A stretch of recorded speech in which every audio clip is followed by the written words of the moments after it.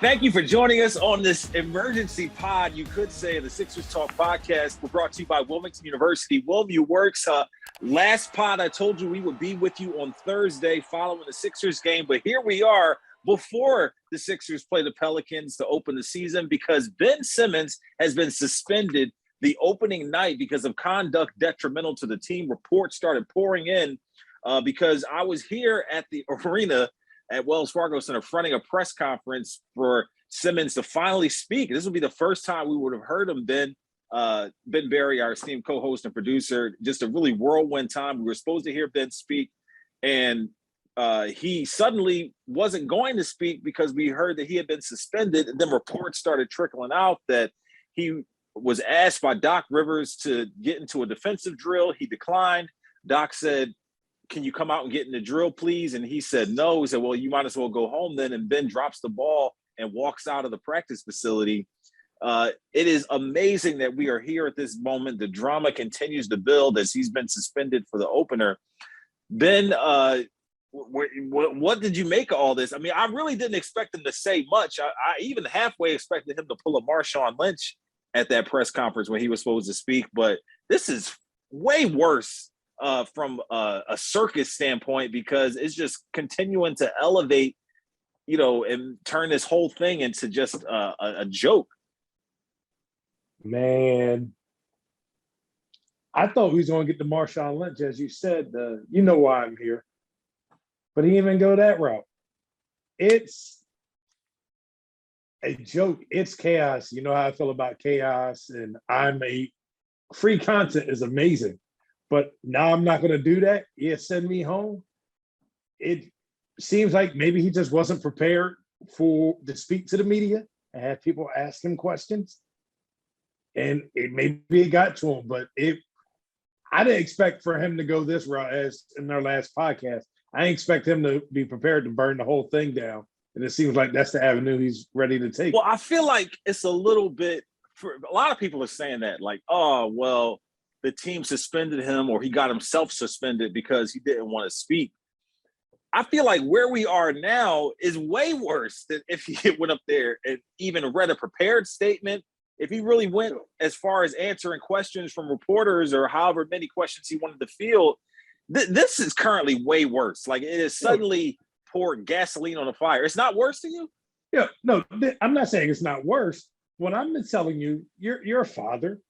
And I know your son isn't 25, but you remember being 25. You make a decision afterwards. It's like, this is a lot worse. And to go back to you saying that Ben has been coddled, not only his pro career, but a lot of his young life.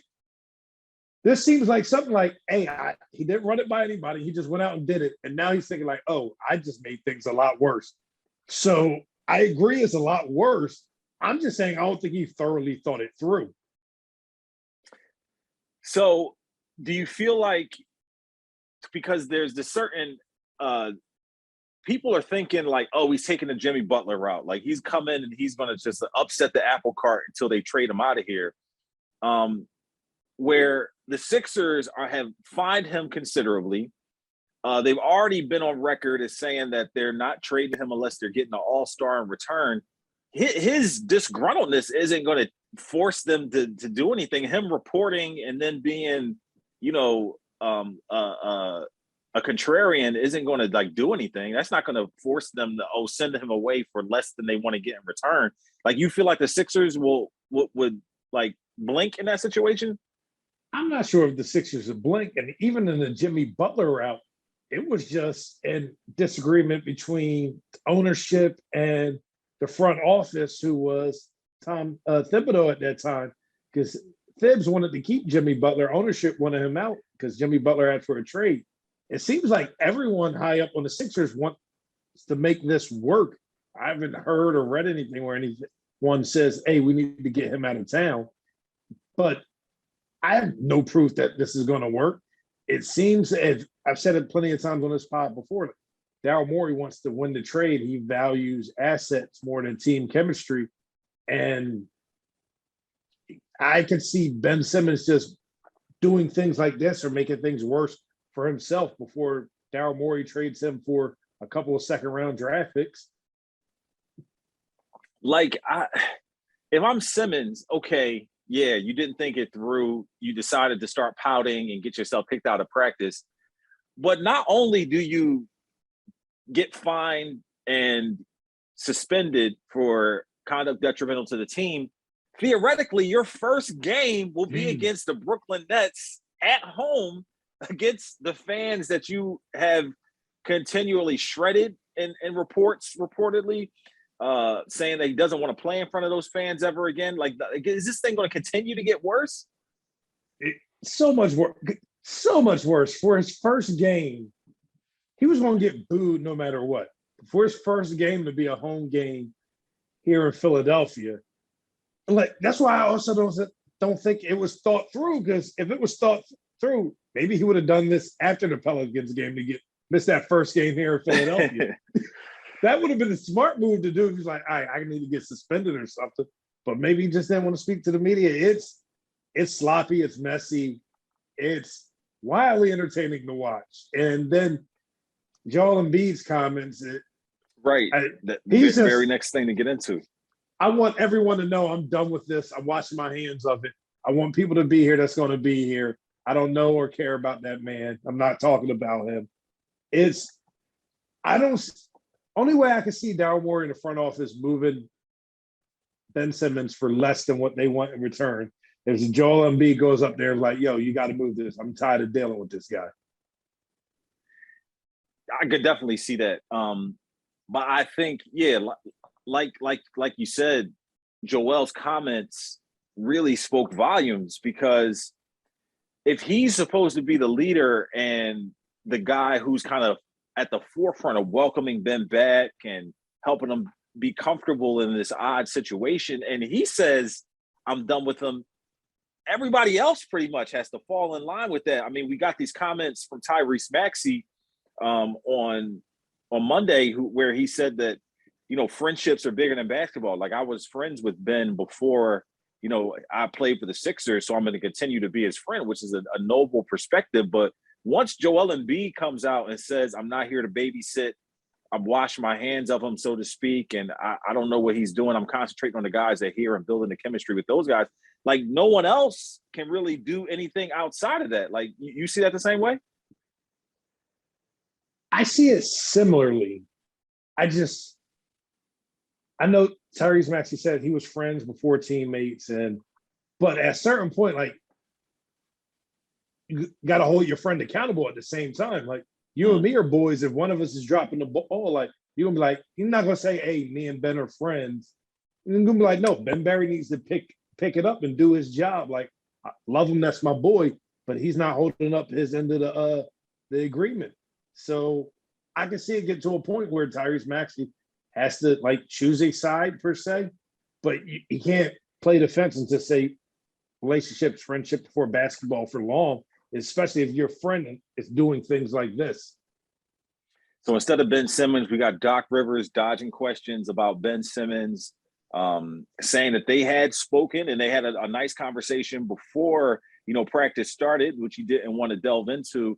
But whatever that conversation was, it didn't translate to Ben's performance on the court, because he obviously started to pout and decided that he didn't want to be there. It's funny to me because you bring Doc Rivers in here to kind of be the cooler in all of this, but suddenly he's the guy, like, enacting the punishment. Like, he's like, sending Ben to the corner, so to speak, and, kicking him out of practice. So it's like, you're not even getting the value out of Doc Rivers while Ben is around, because he's distracting him from doing his job effectively. And, it's funny because we were speculating that, hey, what are the Sixers going to do against the Pelicans, because Shake Milton is out, and having Ben in the lineup would alleviate some of the backcourt issues they were having and provide some depth and someone who is, adept at handling the basketball. But suddenly Simmons and Shake Milton are gone. You got Tyrese Maxey, who has been running with the first team, only a second-year player. Isaiah Joe, who could factor into that.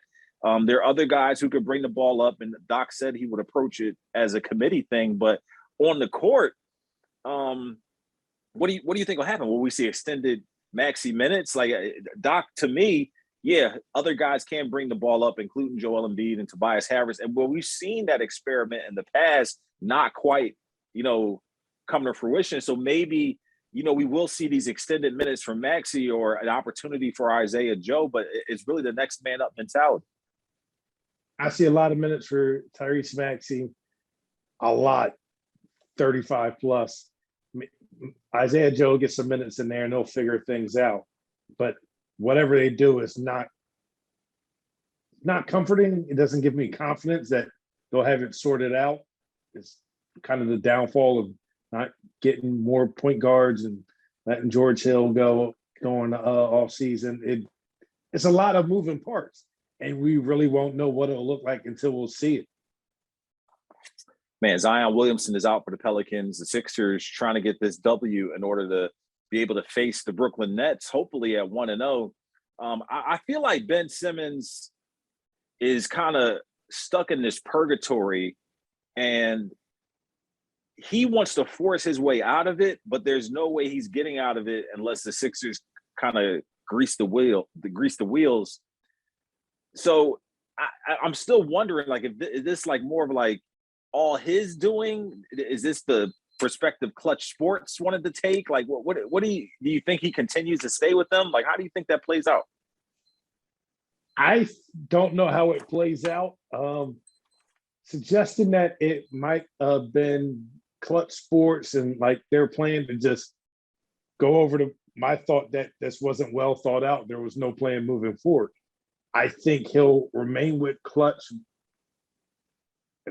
through this contract, maybe the next one as well. But it's sloppy. I don't know what else to say. Right, but because when you run it all together, like you think about all the PR moves that they made to this point, like is Clutch like putting their stamp on all of these reports that have come out? Like, is this like, it just seems like just a comedy of errors because none of it has worked in Ben's favor. Like we talked about previously on the podcast, like they reached out to the Players Association to see if these fines that he was receiving were actually valid. Like it seems like they're all tripping over their feet. It does, and it goes to a point from a previous podcast where I just don't think there's cohesion on that side. And even, I don't know if Ben Simmons isn't fully informed. I don't know if the people under him and Clutch have all the details. It just seems that not everyone knows everything moving forward, and that's why, we got fined more than I thought. I'm gonna sit out until I'm traded. Then he reports to camp and comes back because he was getting fined and losing more money than he thought. And now it just doesn't seem like a well thought out plan. We talked about predictions for this team leading up to this podcast and the previous podcast. Does this change anything about how you feel about where they'll finish? It seems like Ben isn't going to really kind of go along with the flow here. I still think they can be a 4 or 5, 6 seed, 5, 6 seed without Ben. I will be very intrigued to see what they can get back if they indeed do move him. If he's just riding the pine all year and in and out of suspensions, Joel Embiid is good enough to get them to a 6 seed. There's Milwaukee, there's Brooklyn, there's Miami. Who else? The Hawks. Indiana probably. It'll be Indiana. In the mix, the Knicks. But I can't even say Indiana's hands down better than the Sixers and without Ben Simmons. And I know Hawks fans still lurk around this podcast because I see the YouTube comments. Even without Ben Simmons, I can't even say the Hawks are hands down better than the Sixers. And I know that playoff series is burnt and sketched in our brains because how recent it was. But you take out Ben Simmons, put someone else in there that's not scared to dunk the ball, and you might get a different outcome. I know that people are going to say, but he played and he lost. You're not going to have me saying that the Hawks are better than the Sixers right now, or the Pacers are better than the Sixers right now. I think Milwaukee, I think Brooklyn, I think Miami, and after that, I think it's kind of a toss-up. Bro, tonight is NBA opening night. Like tonight, the season gets started. We haven't heard a word out of Ben Simmons' mouth since Game 7 against the Hawks. Just think about all that's happened in between now and then. And here he is scoffing at speaking to the media again, and somehow gets himself thrown out of practice in the early going. And the Sixers, as it stands, are still holding fast on the fact that they're not shipping him away unless this is based on reporting from John Clark and a bunch of other sources that they're not sending him away unless they get an all-star caliber player in return that can help them win now. So I think we're in for the long haul here until some of these teams realize they don't like what they have or want to, extend themselves a little bit further than they are right now in securing Simmons in the trade. We're in this for the long haul. And I don't see how, if Ben was being petulant in Tuesday's practice the day before the opener, how he comes back on Thursday to that practice. And then if they do practice Thursday, because it is the day in between games, but if they come back Thursday and then right before the Brooklyn game, he's cleared to go. So I could see more stuff coming. I don't think this is the end of it. Oh, it's by far from the end. We haven't even hit the midway point. It's going to be fun to watch play out. It's going to be a lot of content. I would say stick with us and hear our Sixers Talk, everyone at NBC Sports Philadelphia for it. I'm excited to watch the pre and post game shows today because I know they're going to talk about Ben Simmons on there. Oh, it's all over everywhere. It is the biggest story. It's the NBA's open tonight, but they're talking about the guy who's not playing. So it's just one of those situations. Make sure you check out NBCSportsPhiladelphia.com. Noah Levick, as we speak, is currently writing away to document all of this. And you'll want to read what he has to say for sure. We will join you as expected on Thursday, once again, after the Sixers game, before they play the Brooklyn Nets. And we'll update you on all that's happened between now and then. Didn't expect to be here talking with you guys, but glad you tuned in and checking us out. Ben Berry, our esteemed co-host and producer, Mr. Do-It-All. I'm Danny Pommells. Thanks for listening to the Sixers Talk podcast brought to you by Wilmington University. This emergency pod, WilMU Works.